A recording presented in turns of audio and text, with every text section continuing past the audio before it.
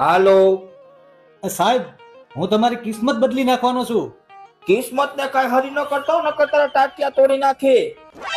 અરે કાકા, તમારો નંબર લોટરીમાં પાસ થઈ ગયો છે. અરે નંબર ને પાસ કરવાની ક્યાં જરૂર હતી? મારો છોકરો એસએસસી માં 3-4 વર્ષ થયા પાસ જ નથી થતો. એનું કઈ કરી નહીં. અરે કાકા, ખુશ થાવ ખુશ. તમને 45 લાખની લોટરી લાગી છે. અરે ભાઈ, મને સવારના એક તો ઝાડા થઈ ગયા છે ને ઉપરથી ખર્ચું લાગી છે.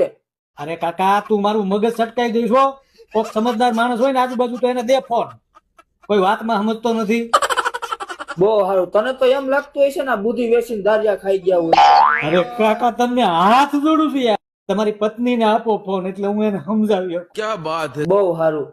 એલી હલે તો આ કોક છે આમાં. લાવો, જેને હોય એને ડાસિયા જ ભરે. જાણે કેમ કૂતરું હડકાયું થયું હોય.